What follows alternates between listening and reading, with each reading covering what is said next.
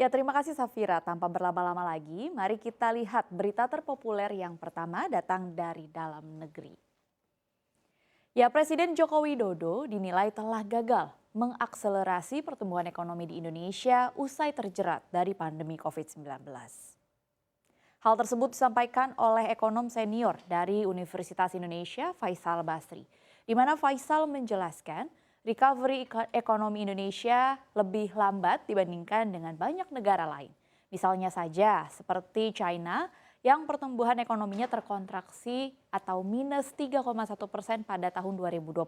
Namun pada 2021 pertumbuhan ekonominya langsung melesat hingga ke 6,2%. Begitu juga dengan Amerika Serikat di mana pada tahun 2020 pertumbuhan ekonominya minus 3,4% dan langsung melesat hingga ke 5,39% pada tahun 2021.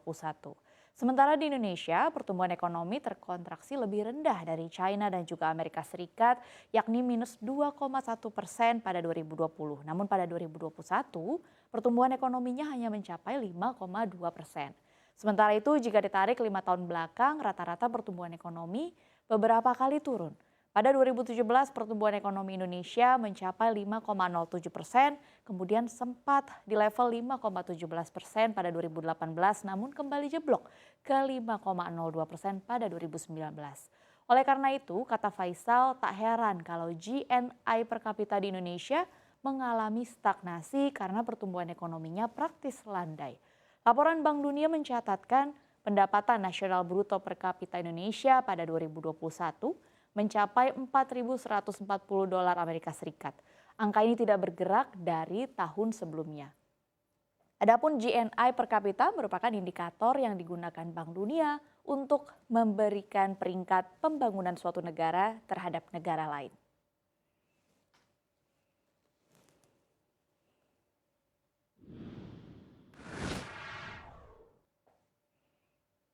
Kita beralih ke berita yang selanjutnya, di mana berita selanjutnya berasal dari dua negara yang sedang berkonflik. Perang Rusia di Ukraina telah menimbulkan kekhawatiran sejumlah negara tetangga.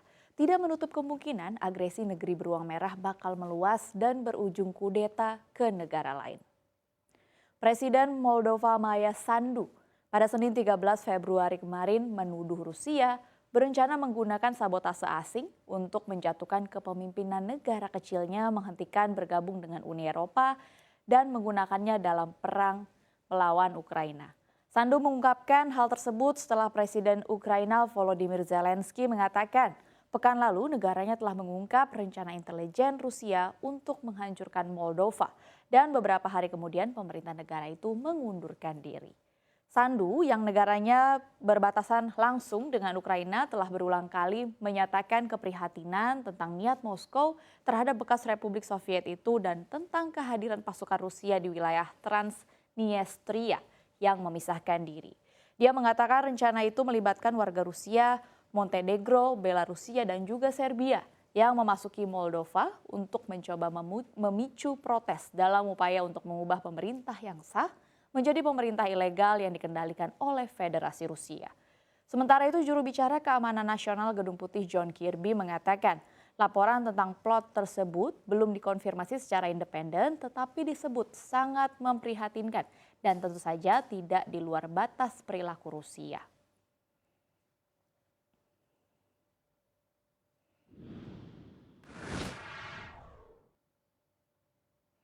Kita lihat ke berita yang selanjutnya. Patung Yesus raksasa yang sangat terkenal di Rio de Janeiro, Brazil tersambar petir pada Jumat 10 Februari lalu.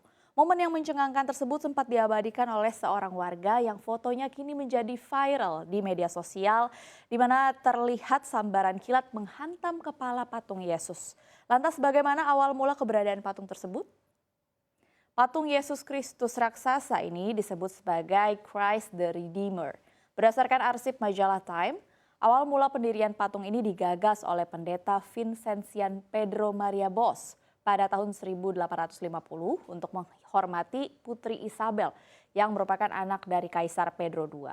Namun karena adanya kebijakan pemberlakuan yang mengharuskan pemisahan urusan gereja dengan negara, proyek patung tersebut akhirnya dibatalkan. Hingga akhirnya tepat pada tahun 1920, Keuskupan Agung Katolik Roma di Rio de Janeiro mengusulkan agar negara membuat patung Kristus setinggi 30 meter di atas bukit pegunungan. Usulan ini didasarkan agar patung tersebut dapat terlihat dari mana saja. Alhasil pemerintah mengizinkan patung tersebut dibangun di atas Gunung Corcovado. Melansir dari media Britannica, peletakan pondasi pertama terjadi pada tanggal 4 April 1922, tepat pada peringatan kemerdekaan 100 tahun Brazil dari Portugal. Setelahnya diadakan sayembara rancangan patung hingga akhirnya diputuskan patung tersebut harus mempresentasikan kekristenan. Dalam rancangan awal, patung tersebut sembari memegang bola dunia di tangannya yang melambangkan perdamaian dunia. Untuk urusan dana, rakyat Brazil sepakat patungan. Banyak umat dari berbagai gereja menyumbangkan dana untuk pembangunan patung Yesus sebagai simbol agama Kristen. Negara kemudian ikut serta mengirimkan dana. Tercatat sejak pembangunan pada 1922 sampai 1931, biaya pembuatan sebesar 250.000 dolar Amerika Serikat atau setara 3,8 juta dolar Amerika Serikat pada masa kini. Namun hasil akhir patung tersebut berbeda dengan rancangan awal saat diresmikan pada Oktober 1931, di mana patung tersebut hanya potret Yesus yang berdiri sembari membentangkan kedua lengannya. Ini dinilai lebih mudah dibandingkan dengan model awal.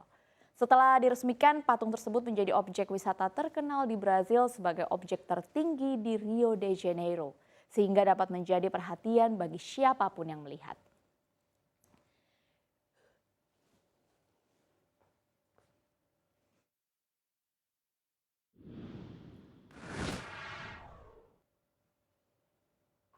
Kita lihat ke berita yang terakhir, yakni di mana gempa dahsyat yang mengguncang Turki pada Senin 6 Februari lalu membuat 2 retakan besar di kerak bumi. Fenomena ini terjadi dekat perbatasan Turki Suriah dan menjadi yang terpanjang dalam catatan sejarah. Para ilmuwan menemukan retakan tersebut dengan membandingkan gambar daerah dekat pantai Laut Mediterania yang diambil oleh satelit pengamat bumi Eropa Sentinel-1 sebelum dan sesudah gempa dahsyat terjadi. Menurut peneliti dari Pusat Pengamatan dan Permodelan Gempa Bumi, Gunung Berapi dan Tektonik atau Comet di Inggris, retakan panjang membentang 300 km ke arah timur laut dari ujung timur laut, Laut Mediterania. Retakan ini tercipta dari gempa pertama dari 2 gempa besar yang melanda wilayah tersebut. Kedua retakan yang muncul terlihat sangat panjang. Ini bisa menjadi bukti betapa besarnya energi yang dilepaskan oleh gempa bumi. Retakan kedua sepanjang 125 km terbuka selama gempa kedua sekitar 9 jam kemudian. Menurut data, 2 patahan kerak bumi akibat gempa Turki ini adalah salah satu yang terpanjang di benua dan sangat tidak biasa untuk kejadian 2 gempa besar yang terjadi dalam beberapa jam.